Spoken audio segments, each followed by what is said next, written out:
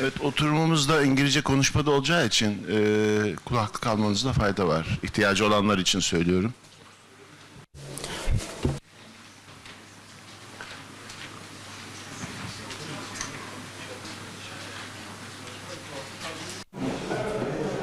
Because there will be an English speech, you can have headsets if you need. Okay, let's start.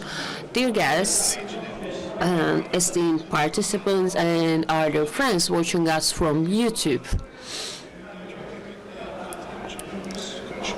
We have very important speakers and about knowledge, will, and order. And thank you so much for attending our Istanbul forum. Welcome to the first session of this day. I hope it will be a fruitful one for Islamic community, and I hope we will listen speeches and outcomes about that. So I would like to introduce my guests first of all. First of all, I would like to invite dear Professor Dr. Dalia Fahmy. I think she's attending from US. Thank you so much for coming. Now you can have a seat. And Professor Özcan Hıdır.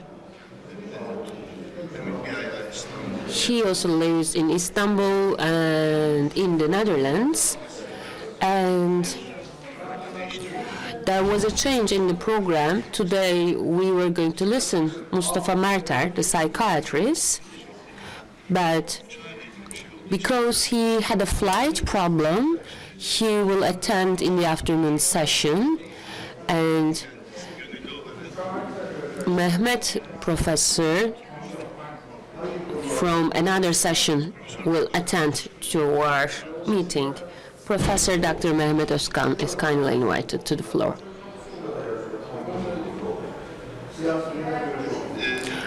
Okay, esteemed participants and esteemed guests, today actually we have a lot of challenging situations in the world. What are the current problems in the global politics of Muslims? And we will try to assess the situation. Our speakers are going to talk about that, I think. So we will listen after from the Asr Saadet. There has been a lot of threats, challenging situations against Muslim communities and Muslim states, and there are a lot of interruptions and attacks against them. So, of course,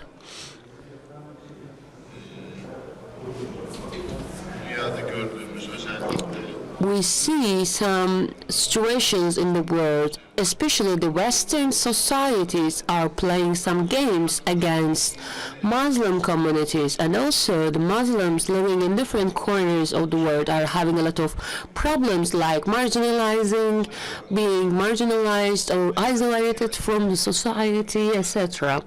Or being marginalized from some of the services or basic fundamental services in the society. So today our speakers will talk about that, and possibly they will also recommend some solutions. So without further ado, I am going to give the floor to our dear speakers. First, I would like to give the floor to Dr. Dalia Fahmy, because you can have the floor.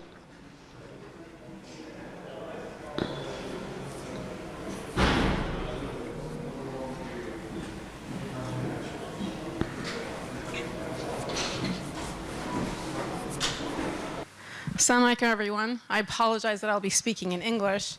So first, I'd like to thank everyone, especially the organizers and the volunteers behind the Istanbul Forum and the Jahannama organization. And I'd like to thank you all for joining us on an early Sunday morning, and also for joining us when you had other sessions to attend. So I wanted to talk about the Middle East and the changes it's currently undergoing. What we're seeing is a transition in power dynamics.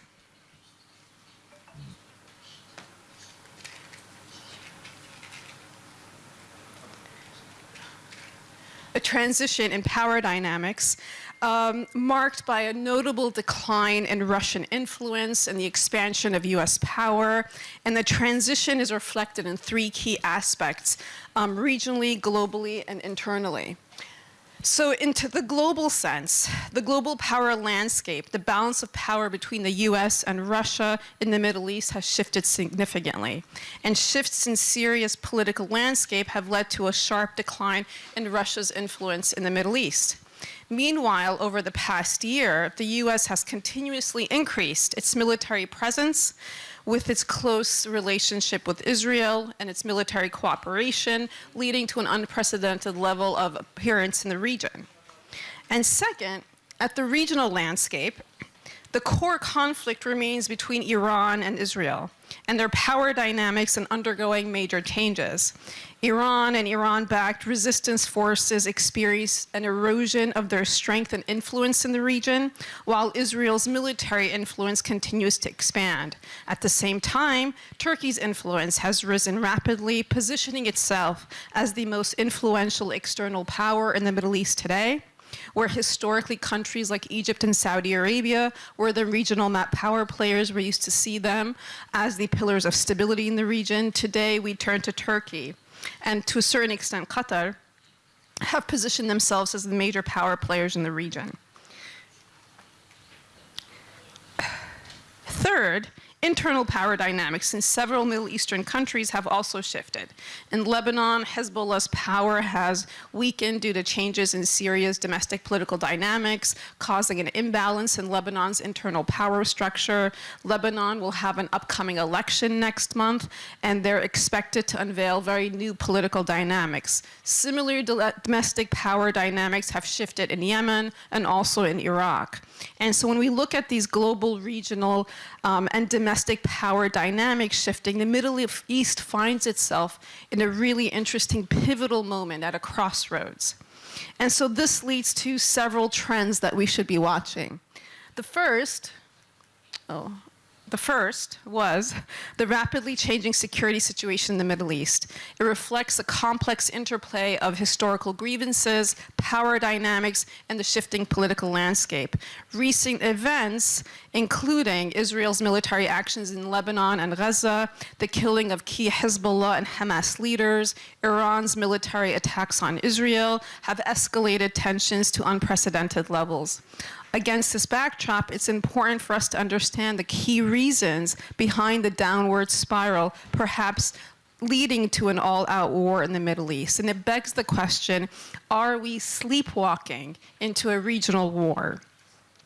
The second is the presidential election, or first, I'm sorry, is the decline of American hegemony.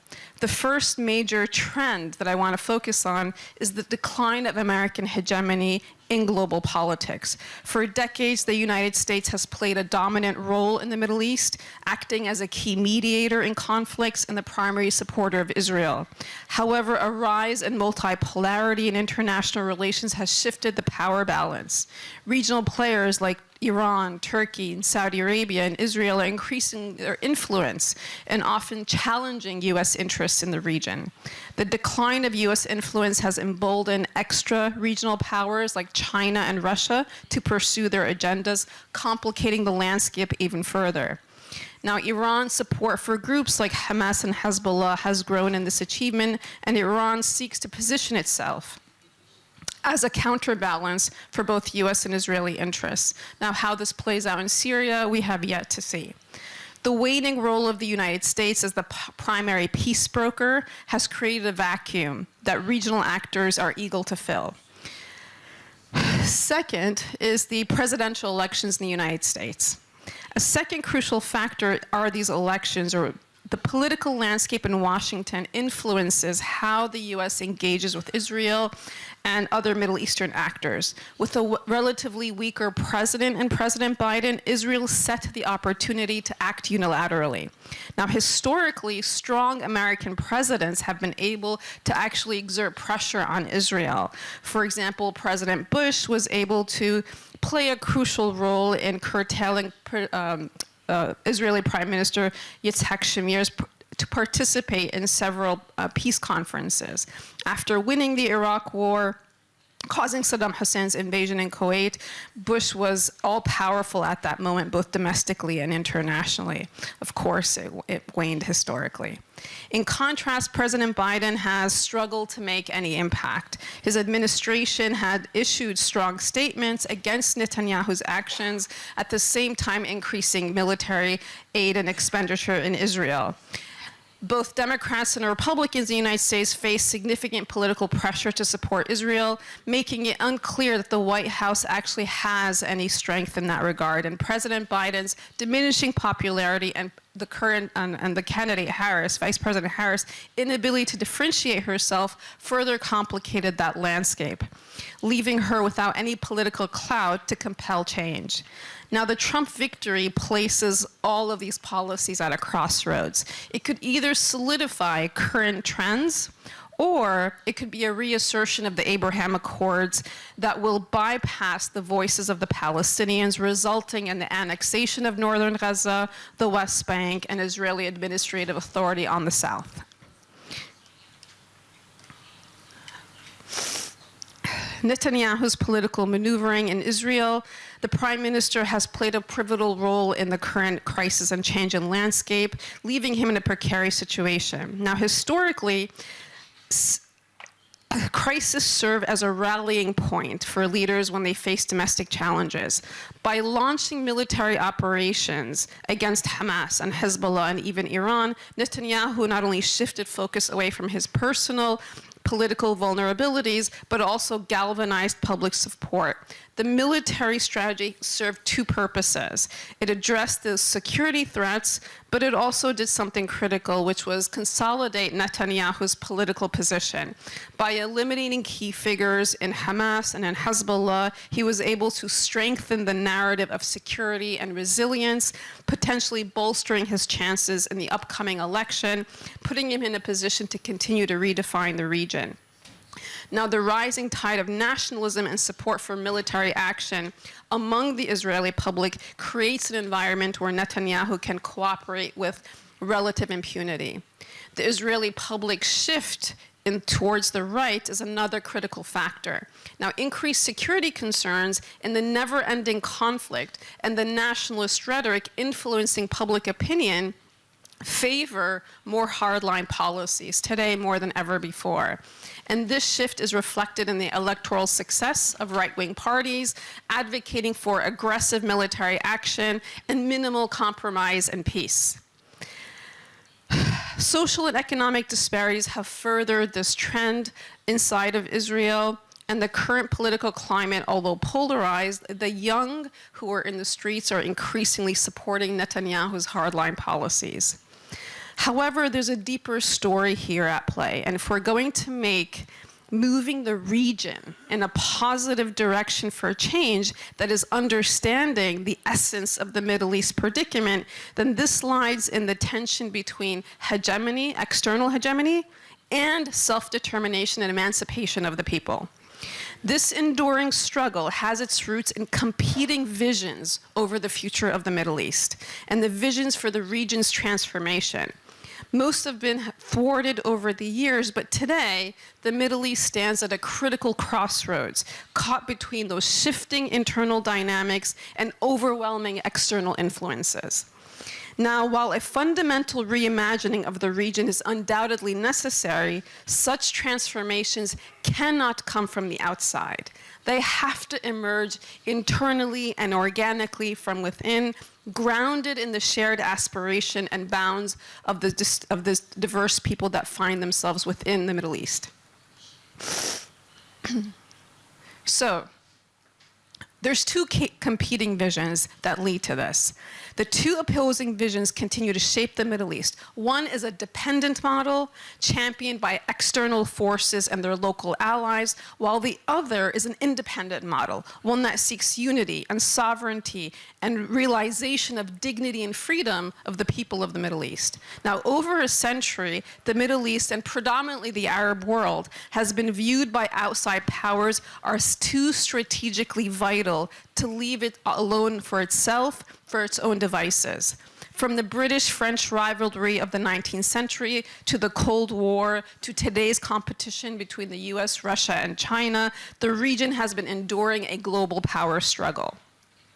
And so the quest for dominance is divided by four basic tenets, four unchanging tenets that have shaped the region's fate. The first is the prevention of the emergence of a strong regional power. Now, external powers have consistently sought to suppress the rise of regional powers, challenging their interests. This pattern can be traced to the 19th century when France and Britain allied with the Ottoman Empire to thwart Muhammad Ali's attempts as a regional empire. The crushing defeat of 1840, downsizing Egypt's military and dismantling its industries, has set a precedent for figures like Nasser in Egypt, Saddam Hussein in Iraq, and the leaders of post-revolutionary Iran. As long as external powers perceive the Middle East's resources and strategic positions as essential to their interests, any effort by a state inside the region to assert their independence will likely face suppression. The second is the promoting of fragmentation and preventing any regional unity. Now, unlike Europe's nation-state model, the Middle East historically has operated as a historical and cohesive political entity. First under the Caliphate and later through regional empires like the Ottomans. Now, these structures were dismantled by the colonial powers in the 19th and 20th century, culminating in the abolition of the Caliphate in 1924. Efforts to restore any sense of unity persist, particularly even among the Islamists who have seen this history as a blueprint for resolving sectarian and ethnic divisions caused by the modern state model, have been thwarted. Now, despite the Arab world's and the Middle Eastern world's shared language, history, aspiration, and external interventions like the Sykes-Picot Agreement of 1916, the division exists with artificial borders. Now, local regimes have also played a role in this deepening fragmentation. Political rivalries, sectarian exploitation, the narrow economic policies have hindered many efforts at regional integration. And while organizations, for example, like the Arab League remain weak, this continues to fragment national interest. The third is the perpetuation of endless conflict. The Middle East is often associated with conflict and instability, much of which is rooted in both external manipulation and internal divisions.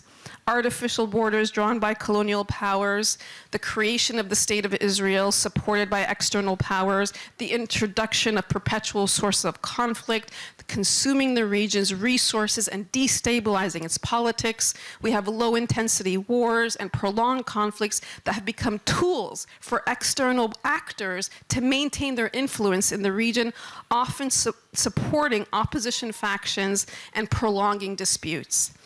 The unresolved Palestinian issue remains a focus of instability, symbolizing the broader geopolitical tensions. The ongoing crisis in Gaza exemplifies how external powers, particularly the United States, exacerbate conflicts while Arab leaders fail to create effective mechanisms for peace and resolution.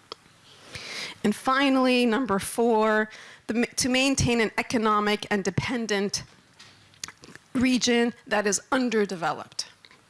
Despite the vast resources, the Middle East remains economically dependent and structurally imbalanced. Oil dominates the region's economy, creating vulnerabilities to the global market fluctuations and stifling diversification. External loans and aid come with strings attached, enforcing economic liberalization and austerity measures that prioritize debt repayment and overdevelopment. Trade within the Arab world is minimal, and high military expenditures divert resources from critical sectors like education and healthcare. Now, recent initiatives like the Abraham Accords, which aim to integrate Israel into the region, risk exacerbating these imbalances. And while such agreements promise technological and economic benefits, they actually deepen Arab dependency on external actors and widen disparity within the region. And so it begs the question, can we have an independent model? 5 minutes. I'm supposed to solve the problems of the world. All right. No. There remain some unresolved challenges. While external powers bear the responsibility for Middle East, the ongoing struggles, local rulers share equal or maybe even greater blame. By exploiting divisions, suppressing dissent, prioritizing narrow interests, they perpetuate the very challenges that keep the region fragmented. And so the path forward, not only external restraint, but also needs a bold leadership from within, one that prioritizes unity and justice and the genuine aspiration of the people. Only through such an internal awakening can the Middle East overcome its historic constraints and chart a course towards true sovereignty and true self-determination. Now, despite nominal independence for over 80 years, much of the Arab world has not been able to build effective institutions for regional economic integration. This was discussed extensively yesterday, conflict resolution, or common development. More specifically, they've failed to resolve 4 main challenges in the region: identity, modernization, economic development, and liberties. The region's culture is predominantly Islamic in religion. However, the post-colonial leaders have embraced the nation-state model that has promoted artificial or narrow national identities.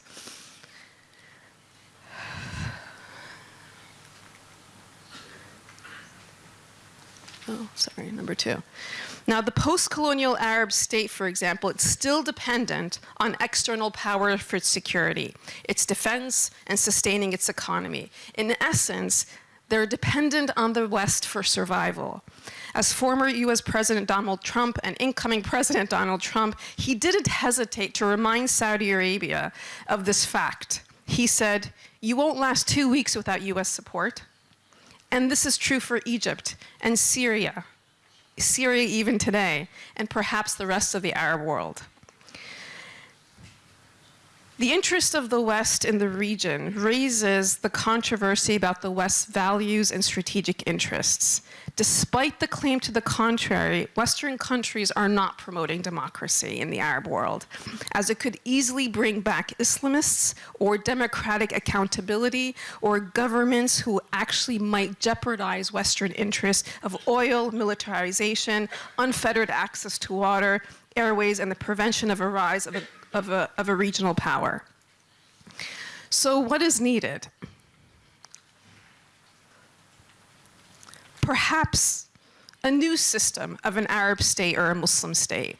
Now, addressing Arab leaders at the Manama Summit in Bahrain earlier this year, UN Secretary General Antonio Guterres said the following: "You have the resources, you have the culture, you have the people, but there's one core condition for success today: unity."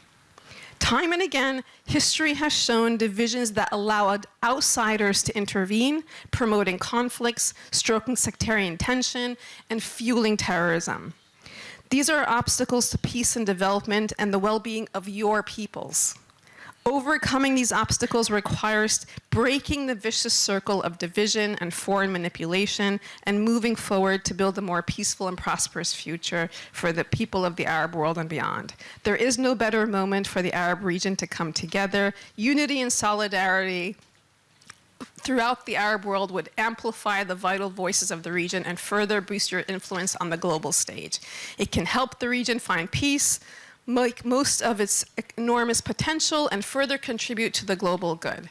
It reminded me of something Secretary of State Madeleine Albright said over a decade ago. She said to the Arab leaders, "I worry that you will awaken to your power."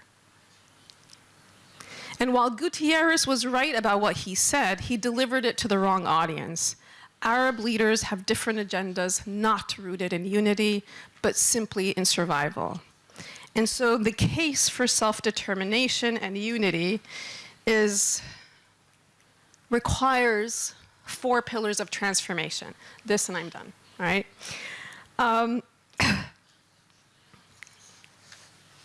The first is addressing fragmentation and government's failures. In the 1990s, the Arab region witnessed troubling increases in failed states, including Somalia, Yemen, Libya, Lebanon, Sudan, Syria, and Iraq. And this decline attributed to internal and external factors. A significant contributing factor has been the absence of effective regional structure for conflict resolution. The second, harnessing economic potential. The region is endowed with abundant human and natural resources, yet mismanagement and fragmented policies have hindered the development. Democratization and good governance. A clear deficit in democracy and good governance has compounded the region's challenges, and progressive reform hinges on empowering the citizens and broadening their participation in decision-making. And finally, rethinking our relationship with external powers. The region must critically reevaluate the relationship with external powers. Over the years, the perception of the West has evolved from an internal admiration for its technology and science to growing resentment of the political and military intervention. Western policies include unwavering support for Israel, the backing of authoritarian regimes, and actions that undermine the region's sovereignty and have deepened mistrust. And finally, by implementing structural reforms, fostering economic integration, and embracing democratic principles, the region could move beyond the current challenges. In doing so, it can not only address its internal fragmentation, but also reposition itself as a region of resilience, of progress, of self-determination, and of unity on the global stage. Thank you.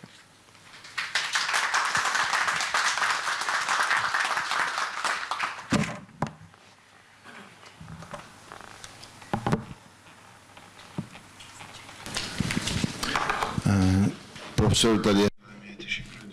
We thank Professor Dalia Fahmy for their presentation.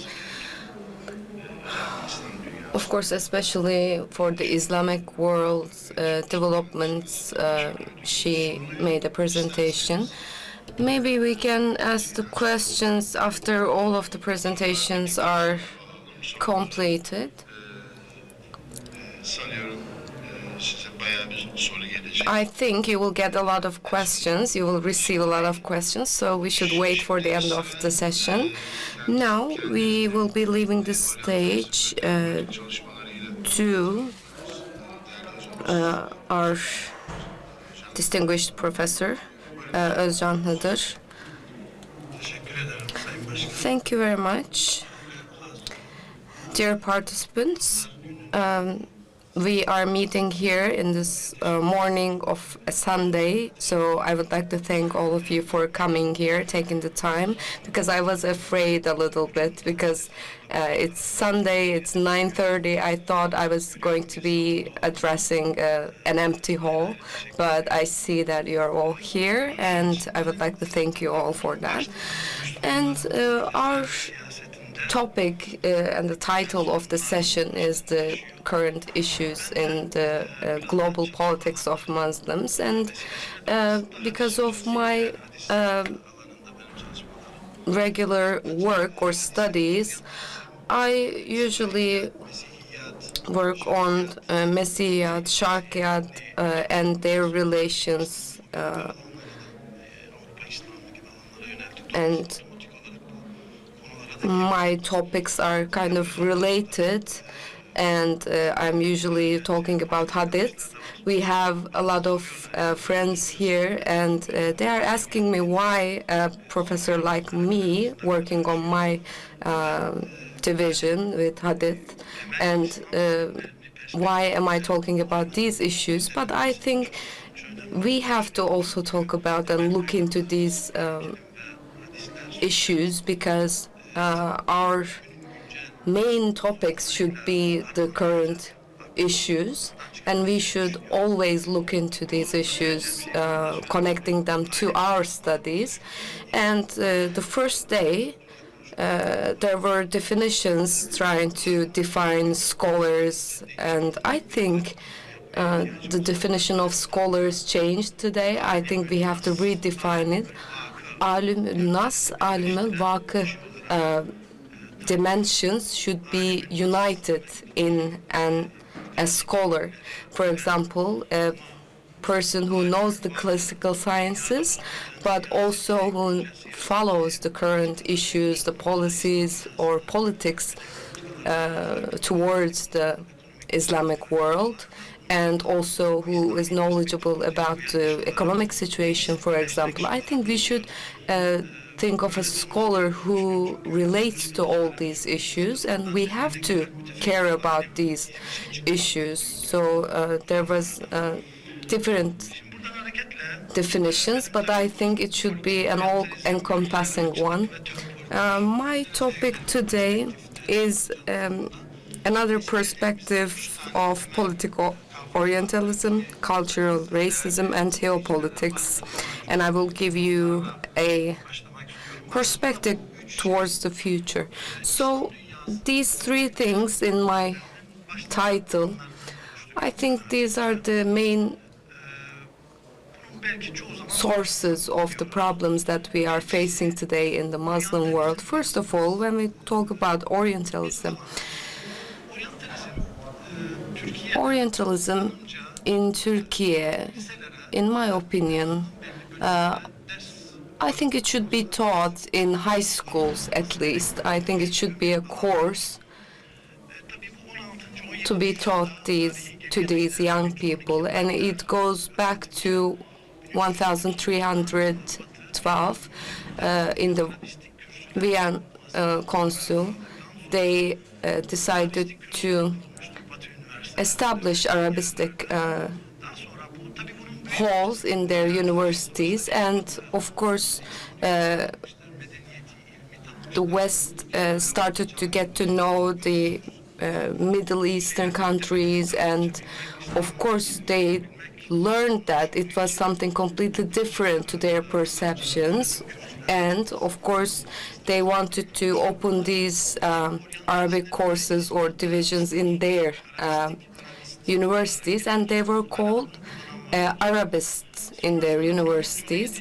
And after that, in 16th and 17th century, we see a different kind of Orientalism. In 16th and 17th centuries are the times when the colonialism towards the Muslim countries started. Istimar and istishrak are the Arabic equivalents for colonialism. So the West started to get to know the Islamic world and started to translate Arabic books into their languages, and then they wanted to transfer the resources from the Arabic world to their countries, and to do that they felt the need to get to know the Muslim world or the Arabic world, let's say. And if you want to colonize somewhere, you have to get to know them.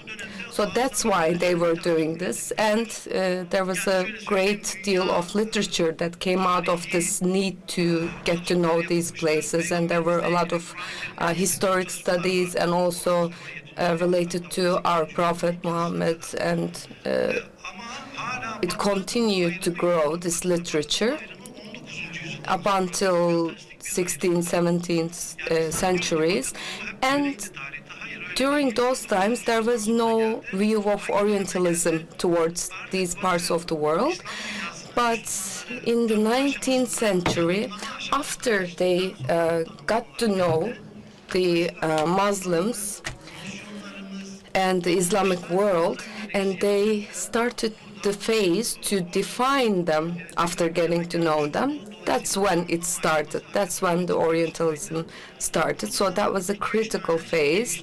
A couple things changed here.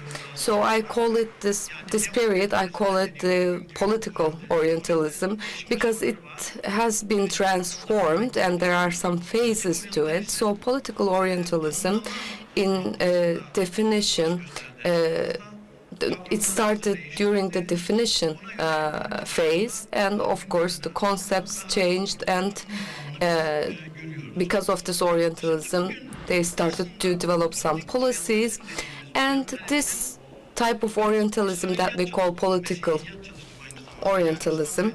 I also studied Mesihiyat, and I want to say that the Orientalists have this basic thesis, and all they do is following this thesis. The Jewish and Christian roots of Islam.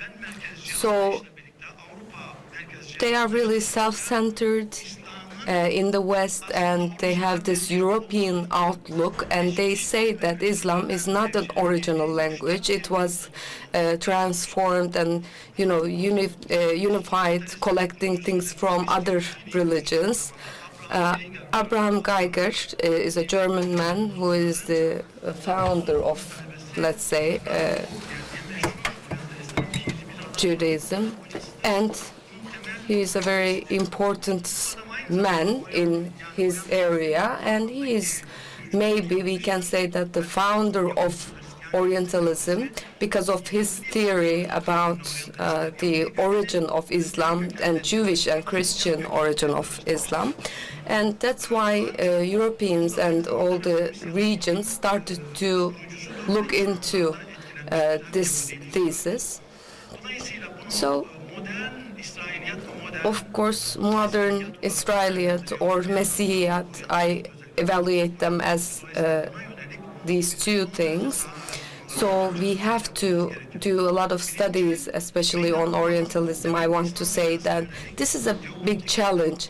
There are some theopolitical challenges towards Islam, and this perspective of political Orientalism is something that is a big challenge. And of course, dear friends, the continuation of this thesis will be the Islamophobia.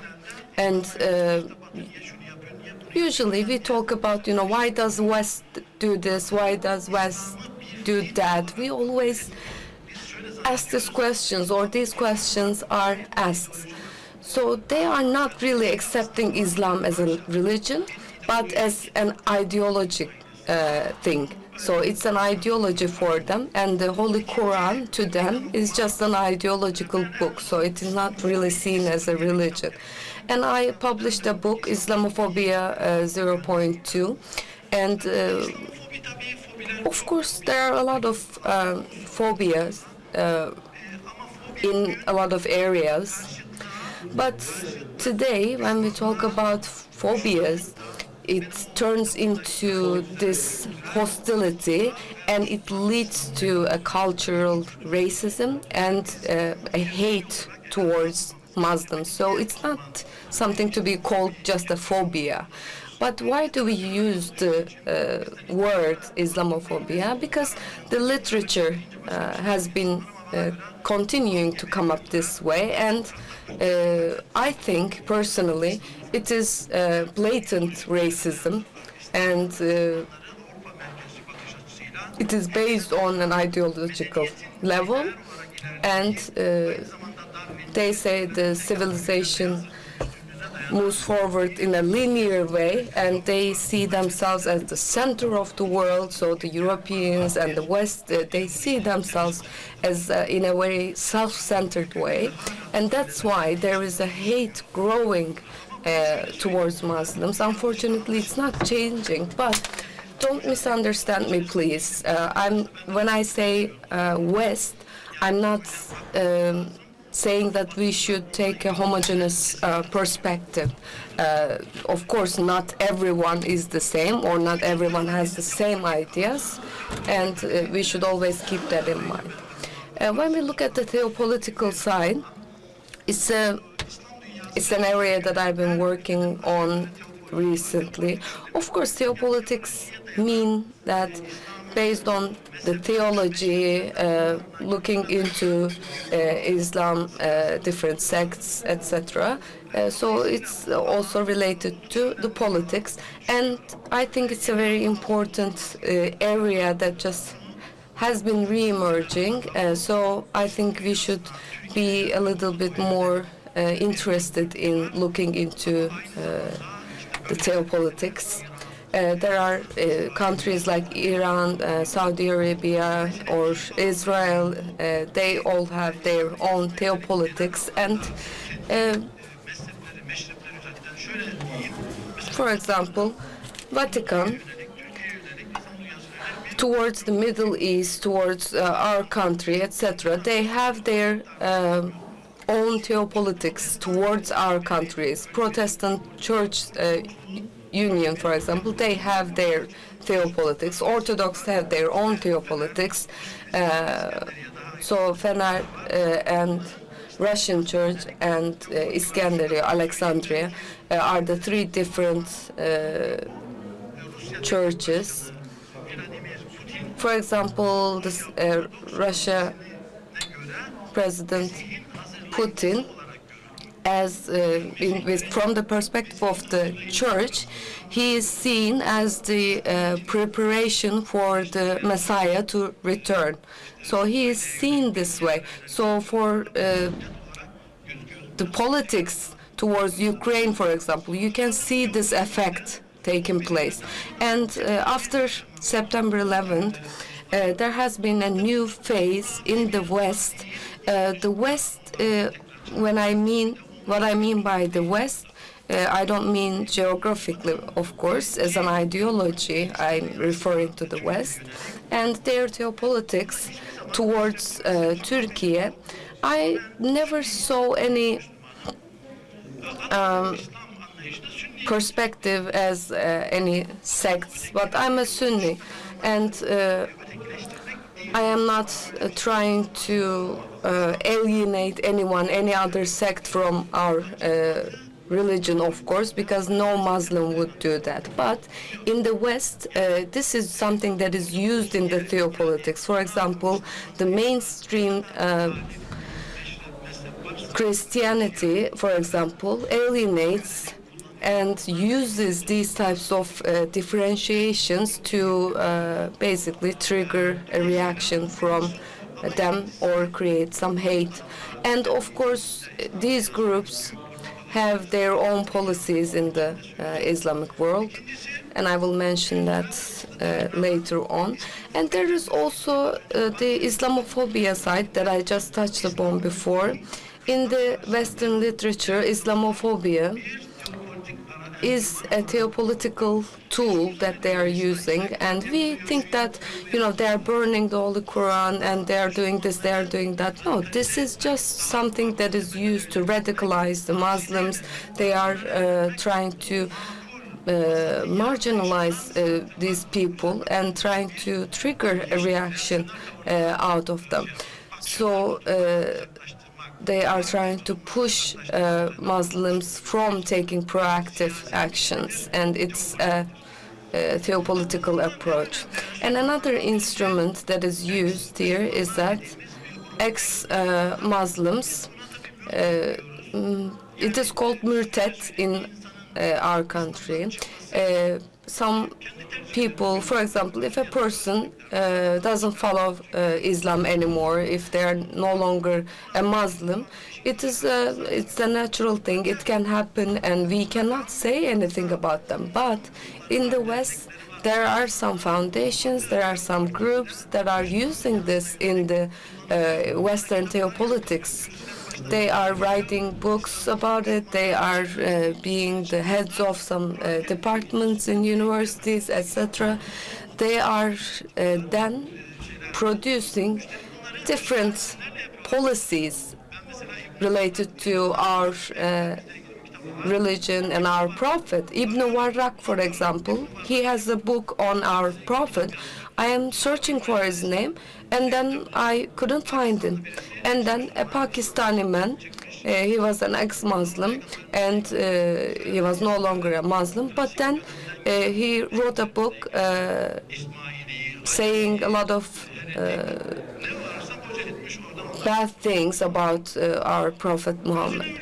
And for example, we can also say that people who are alienated from their own origin country, they're getting alienated from their own self-alienation. It's a very difficult problem. People no longer belonging to their own country, for example. It's a really problematic area. And also Euro-Islam, or Euro-Islam that we call it, I think it's a very important issue because it's not just specific to Europe. And it is called, they are saying that who is going to be the Luthers of Islam? Islam needs a Protestant approach in itself. They are saying these things, and I think in Europe they are actually taking high spaces in areas where they even represent Muslim people. And in Europe there are a lot of examples related to that, and they are deeming our prophet as a mythological name, for example. If you were in Europe 12 years ago, for example, you would know that some people were given really high places in different institutions, saying very abominable things about our prophets, and then they were taken, of course, from their positions. But it's the general politics of Euro-Islam, and they are looking at Islam as an ideology and revisionist Orientalism. It's a revisionist outlook towards Islam, and even they consider Jesus as a part of mythology. So I don't want to get into too many details, but in the Hezbollah cases, in the Syria issues, changing the demographics in Syria. But when we look at Iran case, for example, the mainstream sect in Iran is Shia. So when you look at Iraq, it has a Arabic root, for example, their sect, the Shia, and there's a difference between them. But in Yemen, there is a group called Houthi. They are now Shia. Normally, they are actually Zaydis, so they have been converted into another sect. So in Syria, the demographic is trying to be changed, and this is almost taking over the Damascus region. So Syria was Nusayri and Durzi, and in Islamic world, Shias are less than maybe 2%, and so even towards the end of the 1970s, some groups started to become a part of the Shiism. There are a lot of things to get into, but I don't have much time, so I'm going to get into the Israel Theo-politics. They are strong Orientalists, and I worked on these cases. I studied it, and there's an Islamic university there as well, and they are actually filled with Mossad and people who are taught how the Muslims live, how Muslims are. And Israel is doing that for two reasons, because in the 200 years in the Jewish history, there are some lacking spaces that they want to fill in their literatures. And secondly, towards the Islamic world, they actually established their policies based on these studies. And for Russia, we can say that they have this war going on with Ukraine. I think it's the third year of this war. Russia is an Orthodox church, and Russian church is one of the big churches that is really well known. The Fener Ecumenical Church is the first well-known church, let's say. So they have this competition between them, and the main reason why Ukraine was attacked by Russia is that Ukraine had 4 different churches, and they were actually tied to the Russian church, but then 2 of them separated from the Russian church, and then they went for the Fener church, and they actually consider Ukraine or these areas as their own land, the Russia. So as these churches, 2 of them separated from the Russian church and tied their connections with the Fener church, so I think this could be one of the main reasons of the war. And I want to end my words just saying some things towards the future and the future perspective. In the Islamic world, there are times of crisis, and there are different periods, 4 different periods. The first one was the martyrship of Osman. And this is the first period, maybe, Cemal and other wars, and Shia sect started in this period. It's the chaos or chaotic period where the first sects started to occur, and the divisions among Muslims started to arise, just like Dalia mentioned. The fragmentation of different sects, different groups emerging, and the Islamic world, the Muslims, they started to reproduce the knowledge, and then they emerged by re-emerging the knowledge. So they got rid of this really bad period. Mihne period is the second period. There is a Nurtezile. It's not a sect, but it's a different perspective. Some called themselves Mutezi. Mutezile is not a sect. El-Mutezile el-Cudud. They are calling it the new Mutezile. And for 20-25 years, they were really prominent. And they started to be at the rationalists in these groups.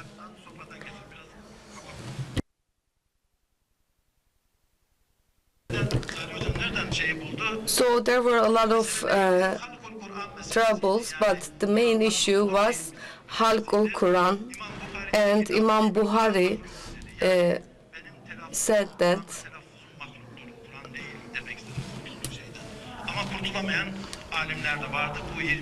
It's not the Quran that's the problem, it's the things that I am saying. It's not mortal, I am mortal, he said, and then he saved himself. But after these crises or the periods of crisis, every time they get themselves out by first starting with re-emerging knowledge, and then they turned it into will, and then they turned it into order, just like the title of this forum. And the next period was a period where there were external and internal threats.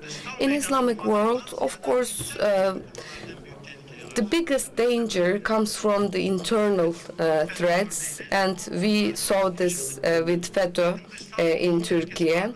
The Mongolians were a threat for 150 years, and then the Crusaders were the external forces, let's say. But there were Zayedis, for example. So these internal threats were bigger. And which one should we prioritize?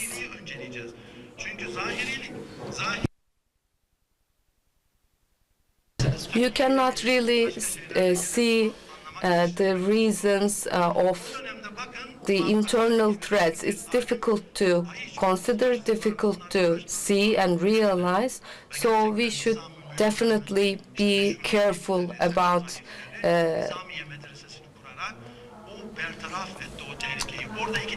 the dangers were always there.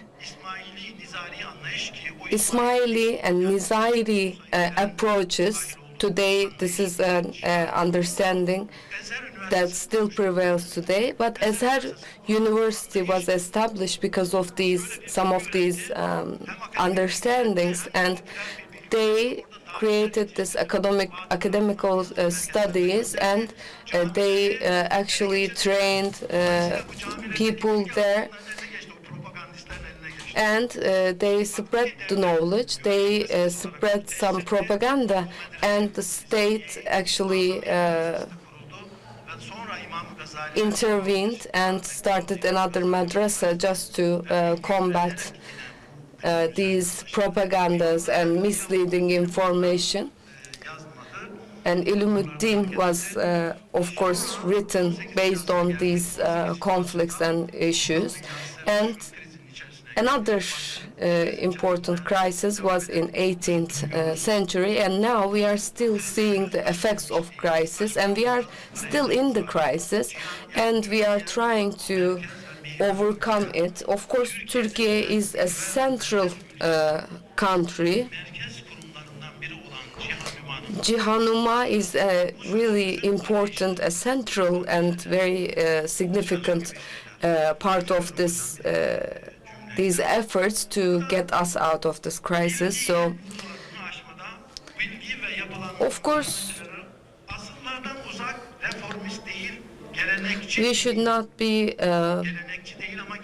considering ourselves reformists, but traditionals. I think, just like Imam Ghazali did, we should follow their steps.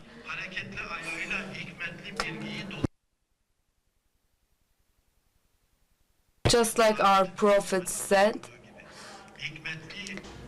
the one who is knowledgeable, wherever they find knowledge, they go and get it. So, just like I said before, we can define scholars in a very different way. We have many great scholars who know fiqh, and we have very respectable scholars, but unfortunately, we are a little bit lagging behind in terms of reading the current issues and the politics in the world. So I think this intellectual scholars should be the way to go, and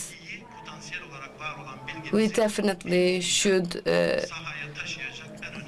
carry our knowledge about our religion to the field work. So thank you very much. Hocamıza teşekkür So thank you so much, Professor Özcan. The topic is very wide, but we have very limited time.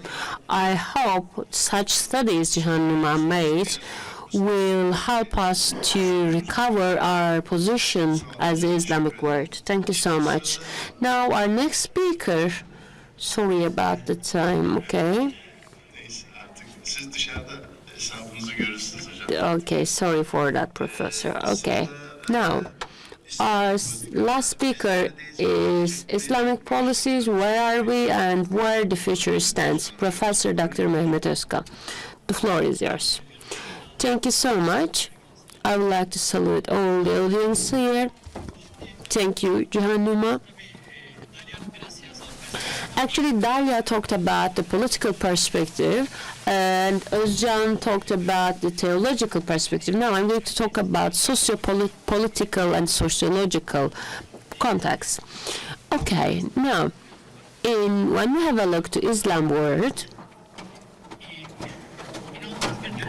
there we have a huge transformation, actually, and so in the last 30 years, we have an experience for transforming ourselves. So, I think that we have to analyze Islamic politics like that. First of all, in the core of Islamic world policies, we are one of the anti-Western leaders in the world. So we have three main, one of them is the Latin left, Middle Eastern Islam, and Hindu, in India, Hindutva. With Modi, it's transformed, but we have three main anti-system movement in the world, and in the Cold War it was different, of course, but after 1990 there are new opportunities arise, and all these three movements actually has gained the power and has come to the rule, and they were transformed themselves by power. And in 1999 Chavez got the rule in Latin America, and there's a left trend going on in the continent there, and still we see in Brazil, in Chile, in Panama, you see the leftist trends that, and it is this. There is a similar trend in the Middle East. In 1991, it started in, for example, in Palestine, in Algeria, especially in the Middle Eastern and Islamic world. They had an experience. They all have unique experience, and of course, they were all transformed. For example, the experience of Malaysia, Pakistan, India, in terms of sociological transformation. So, Mauritania, Tunis, Morocco, they all have different experiences, but there has been a huge accumulation. And after 2016 in India, Hindutva has been one who has been trying to maximize the benefit from Islam, which is actually an Islamophobic one in India.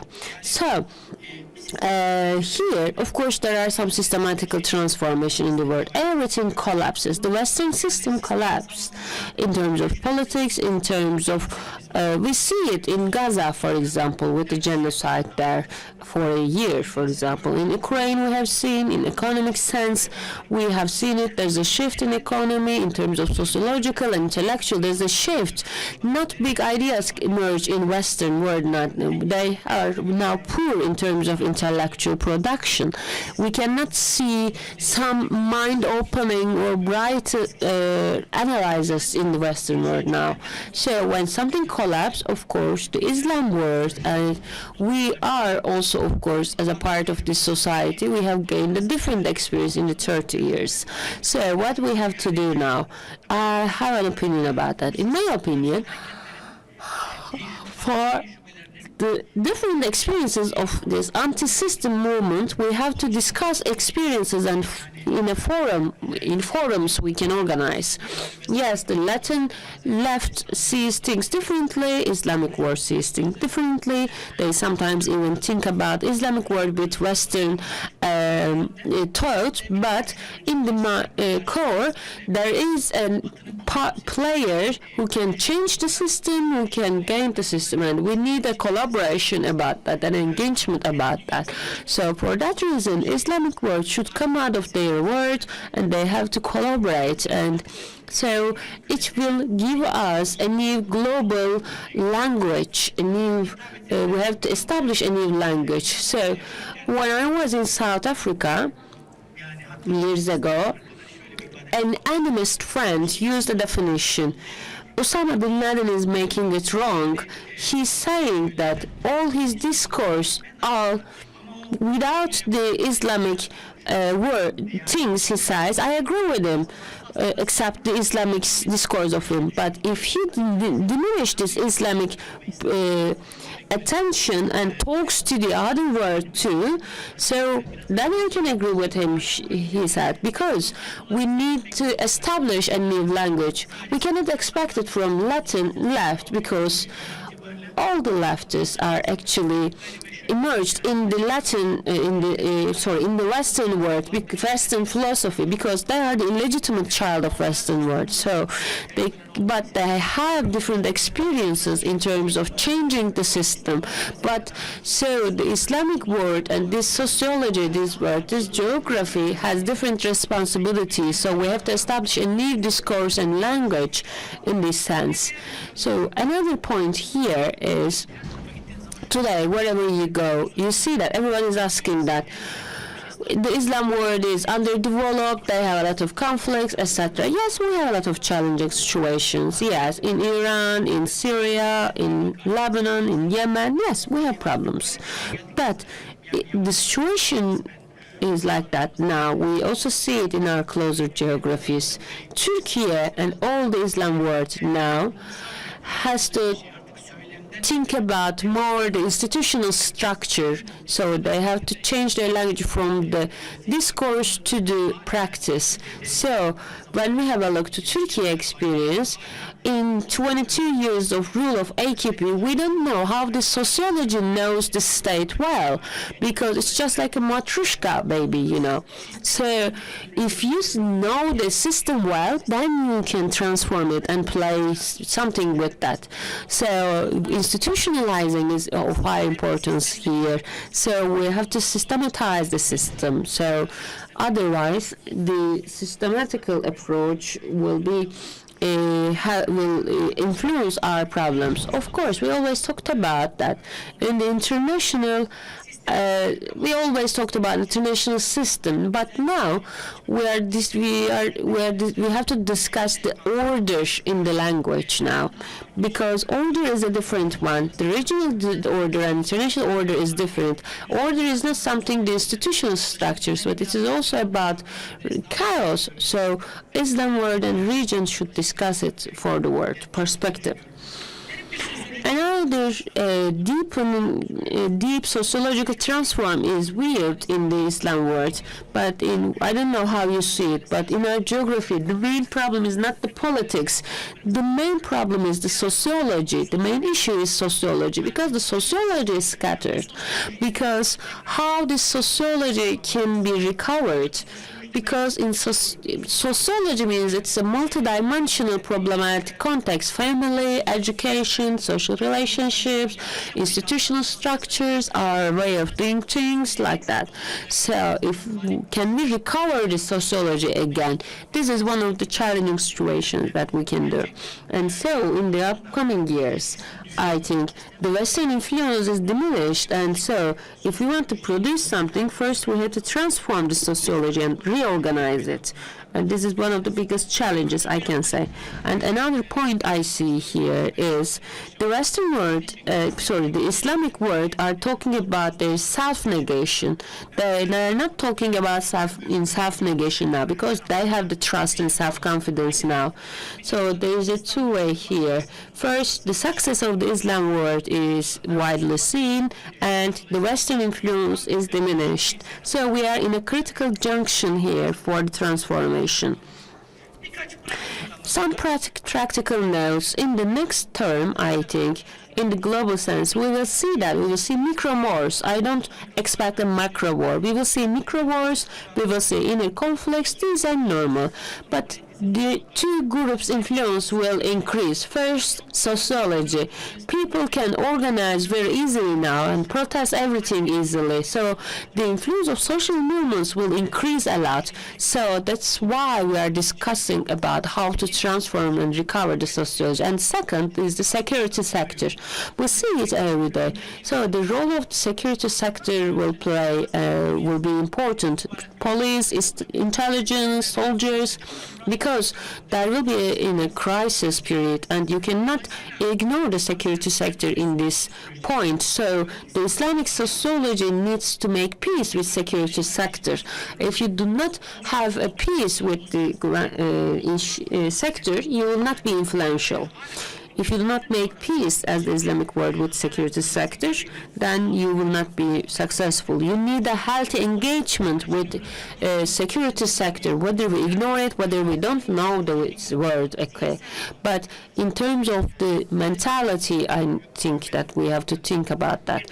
And the other is, I would like to say that now, both as the state and both as the sociology, we are now in a period where we can have cross relationships, because bilateral relationships are not important right now. So your relationship in a region A will have a coefficient in region B, or it will have a different influence in region C. So here it is valid for Muslim politicians and for the others, because I can say that, for example, Malaysia applied for BRICS membership, for example. If you ask British, they said that Turkey led them to apply it, but Malaysia applied it by themselves because they are trying to find a way out from the China influence. So, but these cross relationships, I think, need to be built in this sense, I think. And another point is that we are actually, for long years, as Mr. Professor Özcan said, people were saying that Muslims are working behind the doors, behind the curtain, so they have a hidden agenda, etc. But the Muslim diplomacy has the biggest power of transparency, because as a Muslim, if a Muslim is diplomat or politician, they can say the same thing on the table, and when they will say the same thing when they are out of the table. So many institutions got their power from their mystery, people say, but this is not the thing. In Washington, people are all talking about what Trump will do on January 20, because the ones who will be the member of the cabinet, even they don't know what they will do. So our biggest power is our transparency as Islamic word. So we need to promote this transparency in a more global sense. With the language, we can address higher masses in audiences, and of course we can have some difficulties about raising the right thing, raising the voice about the right thing, but we have to gain this transparency, and we need to discuss about the criticisms we get. So the Islamic word in the next term should focus on the sociology and gain it again. And of course, if you do that, I think in the next term, in the changing global system, the influence of Muslims will be seen more, and then this inner conflicts will decrease. But of course, there can be some inner conflicts again, but we shouldn't be angry about that. But if we think about the situation with big meta theories, we will not be successful. But we, as Turkey, we do not do the same thing which we do with Kuwait or with Bahrain, for example. So every Muslim country has their own existence, and we need to think about that. So real unity can be established with the spiritual unity. So we need to discuss about sociology and security sector with a new language and with a new approach. And that's all. Thank you so much. Mr. Mehmet, thank you so much. You have used your time very well, and we can get one question only in order to use time well. Okay, Let's start with Dr. Dalia. You talked about shifting power dynamics in Islam world, and we need to make new projections as new Islamic world. So, what is the situation of Turkey in this sense? What role Turkey can play in these shifting powers?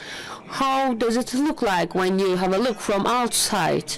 And I would like to ask to Mr. Özcan, you said Orientalists actually, how they leave their representatives in the area with the institutions, with the individuals, do they have a special effort about that? And Mehmet Professor, I would like to ask you, in order to increase the self-confidence of Islamic world, can Turkey play a role there? And then we can get the questions from the audience.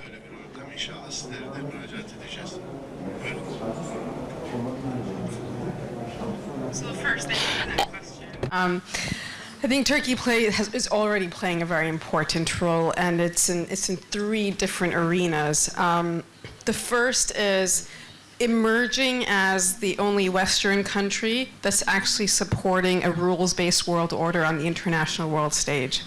And I'll say it like this. So, for example, let's look at 2 critical crises, Gaza and before that, Myanmar, the kind of genocide against Muslims in Myanmar. We saw the emergence of, for example, in the case before the ICC, it was the Gambia with the support of Turkey that brought that case to the ICC. In the case of Gaza and the ICJ, South Africa, a couple of other countries, also the support of Turkey. And so what's emerging is an interesting moment where the rules-based world order, the protection of the UN Declaration on Human Rights, is being done by the third world. And the fact that Turkey plays a critical role of this is that it might be the only Western country, I'm putting Turkey right now in the West. The effect of increasing humanitarian approaches of Turkey, exactly. How it is affecting?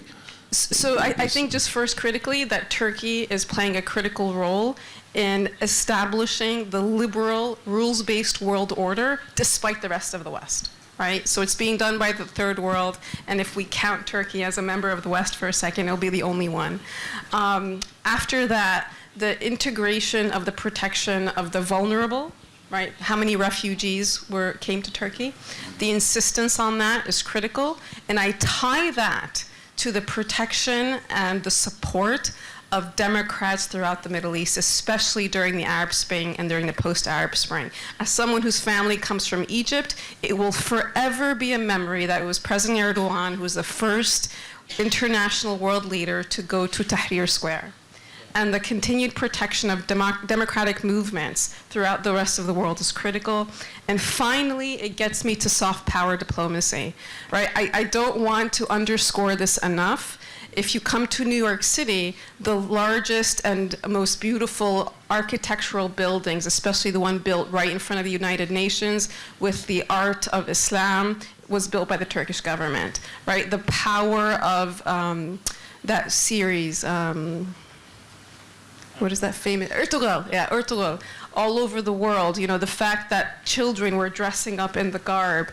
But you know, I know you guys are in Turkey, but take yourselves out for a second to the rest of the Western world. For us to see images of pride of being Muslim is really important. So I think in the 3 arenas, in geopolitically standing as a protector of the rules-based world order despite the West, protecting the vulnerable in terms of the refugees, also protecting the democratic movements, and third, the soft power diplomacy that is leading to a rising of the pride of Muslims all over the world. These are critical.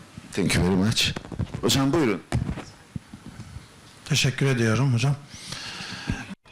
Thank you so much. Actually, the question asked to me was about the Orientalists and their policies in the Muslim world, how they do it via the individuals or the institutions. There are 3 stages of Orientalism. First, they have a classical era. The second is it was actually knowing it better. And the second is the defining period after 19th century, during the sovereignty of the British, the defining period. And here all the concepts were redefined, and it occupied our mentalities. I have a book study about that, the concepts which occupies our mentality, the concepts of the Orientalism which occupied our mentalities. So then after this defining period, now we are having another period after September 11, post-modern world, we can say, postmodern era. And having some uncertainties, or there are multiple identities where we cannot understand, and a nihilist approach. I can give an example from the classical era. For example, we all know Lawrence from Arabia, but Lawrence is actually a political figure. Everyone knows him like that. But actually, he is a very well-equipped Orientalist. He was speaking 7 or 8 languages. He even knew the dialects of Arabic. And now, I also lived in Saudi Arabia, and we teach in Arabic, etc. But there are, I don't know, many dialects of Arabic. So he said it like that. And the Netherlands, at the end of 1800,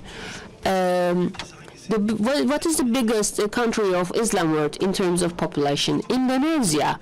So the population is high, of course, and Indonesia was the colony of the Netherlands, and there is a Leiden University in the Netherlands.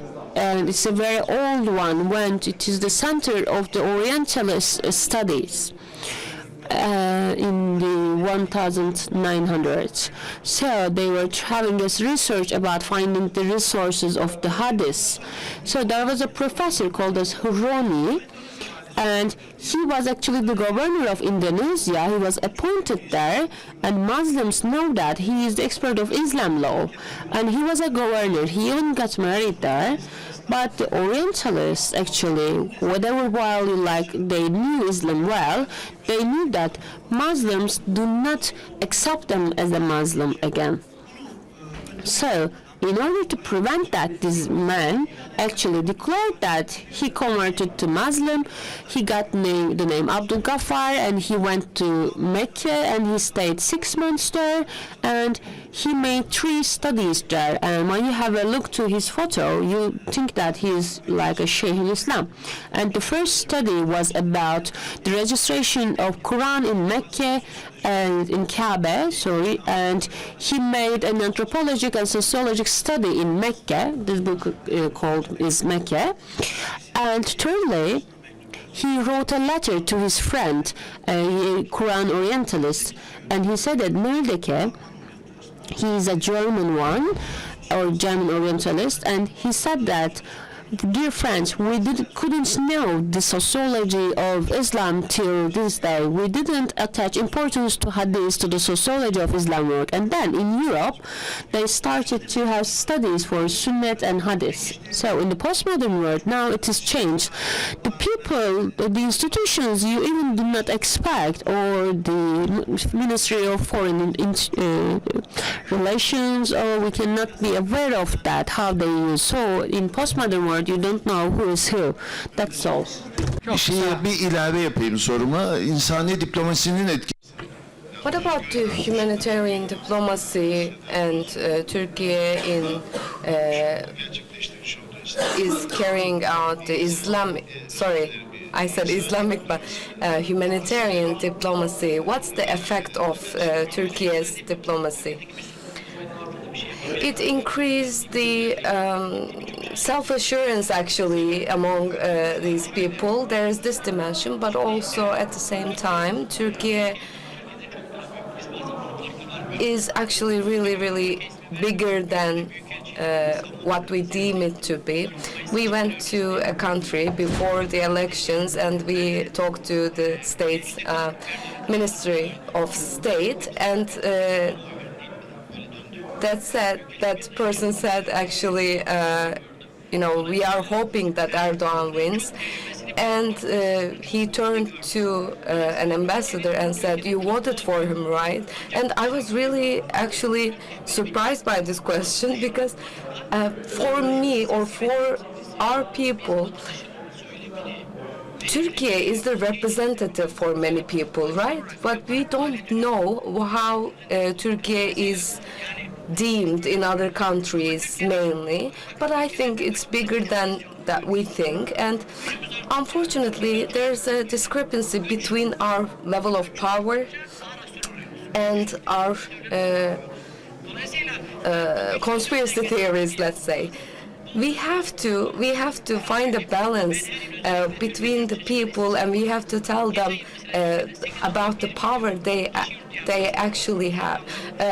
For example, 8.1 million passports were issued last year, and a lot of people go to other countries, and maybe 3.5 million people goes to other countries, visits other countries, and this is a very low number of people who actually gets to go to other countries and know about other countries, sees other countries, and also understand the perspective of these people about our country. So I think Turkey has some problems and issues around that, and I think more people should see how Turkey is seen from outside. We would like to thank all of our panelists. Of course, the issues are a lot broader than we would like to have the time to discuss. Sorry for not having the time for a Q&A session. I think there will be a gift presented to our panelists. Yes, we would like to thank our panelists, and we would like to offer them our gifts. Salih Keskin will now present them to our panelists. Thank you. Bu şekilde takdimde bulmamız lazım. Önce Dalia hanımefendiye ben... Tek açmama gerek var mı? Gerek yok aslında ama neyse. Benim başladım.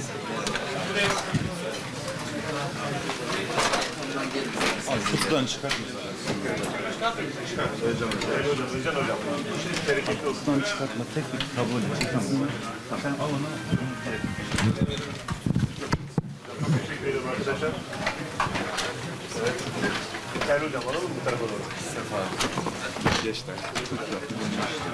Gel gidelim. Orada aç. Aç mı? Çantası var hocam. Orhan hocam size de takdim etmemiz lazım. Ben alayım. Arkadaşlar alayım mı? Tamam veriyorlar hocam. Ücret hocam beraber olun. Buyurun. Hocam gel ya. Hocam alalım sonra konuşalım. Hocam hocam.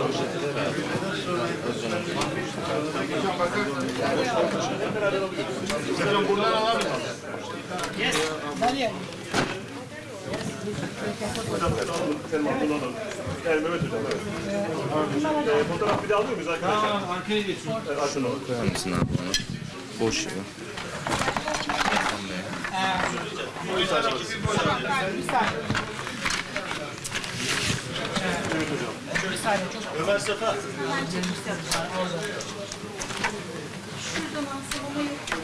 Baba onu alayım.